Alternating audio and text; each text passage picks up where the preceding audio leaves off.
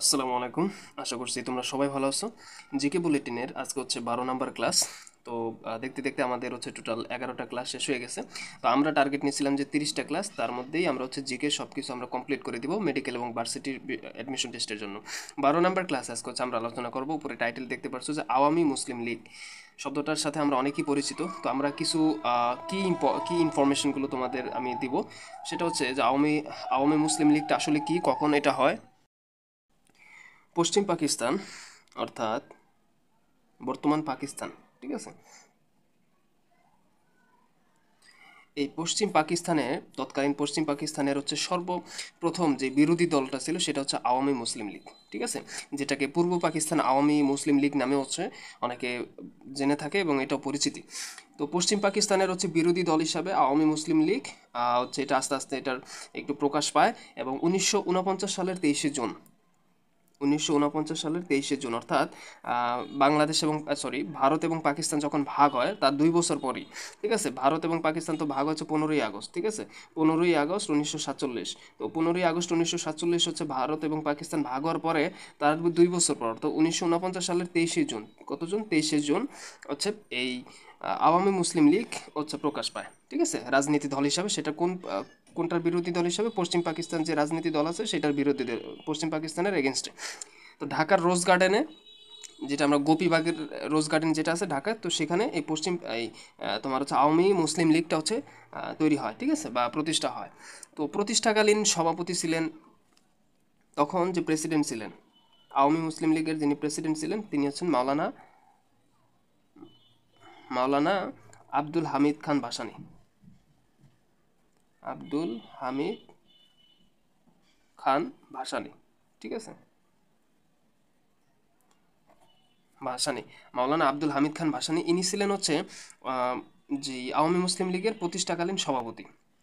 তো general secretary কিন্তু ছিলেন শামসুল হক, অর্থাৎ সাধারণ সম্পাদক জিএস ছিলেন হচ্ছেন শামসুল হক। আর আওয়ামী মুসলিম লীগের প্রতিষ্ঠাকালীন যেই যুগ্ম সম্পাদক ছিলেন অর্থাৎ জয়েন্ট সেক্রেটারি অর্থাৎ যোগ্য সম্পাদক, ঠিক আছে, ইনি ছিলেন হচ্ছে শেখ মুজিব, ঠিক আছে। আওয়ামী মুসলিম লীগ থেকে যে শব্দটা, অর্থাৎ বর্তমানে যে আমরা আওয়ামী লীগ নামে পরিচিত যে দলটার নামটা জানি আওয়ামী লীগ, ঠিক আছে, আওয়ামী লীগ, এই মাঝখান থেকে যে মুসলিম যে শব্দটা যে মানে কেটে দেওয়া হয় এবং আওয়ামী লীগ শব্দটা যে ইউজ করা হচ্ছে বর্তমানে, এই যে আওয়ামী মুসলিম লীগ থেকে মুসলিম শব্দটা বাদ দেওয়ার সালটা হচ্ছে 1955, এটা মনে রাখবা। আওয়ামী মুসলিম লীগ থেকে আওয়ামী লীগে কনভার্ট হয় কত সালে? 1955 সালে। আর 1953 সালে উনি শেখ মুজিবুর রহমান বঙ্গবন্ধু শেখ মুজিবুর রহমান হচ্ছে 1953 সালে সাধারণ সম্পাদক হয়। অর্থাৎ উনি তো যোগ্য মানে প্রতিষ্ঠাকালীন সময়, অর্থাৎ 1949 সালে যখন এই ঢাকার রোজ গার্ডেনে যখন এই যে আওয়ামী মুসলিম লীগটা যখন প্রতিষ্ঠা হয় তখন জয়েন্ট সেক্রেটারি হিসেবে উনি দায়িত্ব পালন করেন শেখ মুজিবুর রহমান। তারপর 1953 সালে উনি আহ, সাধারণ সম্পাদক হয়, অর্থাৎ শেখ মুজিবুর রহমান 1953 সালে সাধারণ সম্পাদক হয় শেখ মুজিবুর রহমান, ঠিক আছে। তো আগে সাধারণ সম্পাদক কে ছিলেন? শামসুল হক। তারপর 1953 সালে হয় হচ্ছে শেখ মুজিবুর রহমান। এবং 1966 সালে হচ্ছে সাধারণ প্রেসিডেন্ট হয় হচ্ছে শেখ মুজিবুর রহমান, অর্থাৎ শেখ মুজিবুর রহমান হচ্ছে প্রেসিডেন্ট হয় 1966 1966 সালে শেখ মুজিবুর রহমান হচ্ছে কি হয়? প্রেসিডেন্ট হয় এই আওয়ামী মুসলিম লীগের, ঠিক আছে। তার মানে 1955 সালে এই যে নামটা যে পরিবর্তন করা, এর পিছনে কিছু কারণ ছিল। যেমন হোসেন সোহরাওয়ার্দী, যিনি প্রখ্যাত রাজনীতিবিদ ছিলেন, নিখিল পূর্ব পাকিস্তান আওয়ামী আওয়ামী লীগ এই দলের। তো উনি প্রখ্যাত রাজনীতিবিদ ছিলেন। উনি চাচ্ছিলেন যে এই যে আওয়ামী মুসলিম লীগ, ঠিক আছে, এই আওয়ামী মুসলিম লীগের এই দলটার পিছনে কিন্তু অনেক ভূমিকা ছিল। তার মধ্যে একজন হচ্ছে হোসেন হোসেন সোহরাওয়ার্দী, ঠিক আছে। এই হোসেন সোহরাওয়ার্দী চাচ্ছিলেন কি যে এই যে আওয়ামী মুসলিম লীগের এই নামটা হচ্ছে রাখতে, মুসলিম নামটা রাখতে, কারণ উনি সাম্প্রদায়িকতা চাইছিলেন। কারণ হচ্ছে কি তখন পশ্চিম পাকিস্তানে এই আওয়ামী মুসলিম লীগের একটা জনপ্রিয়তা ছিল, মানে এই দলটা রাজনীতি যখন প্রকাশ পায় 1949 সালে, তখন মানে মুসলিমের যে সংখ্যাগরিষ্ঠ ছিল।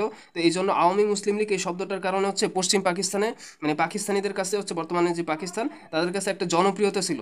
তো হোসেন সোহরাওয়ার্দী চাচ্ছিল যে এই মানে নামটা থাকুক, কিন্তু মাওলানা হামিদ খান ভাসানী তো উনি চাচ্ছিল যে নামটা না থাকুক, মানে এখানে আওয়ামী লীগ শব্দটা থাকুক শুধুমাত্র।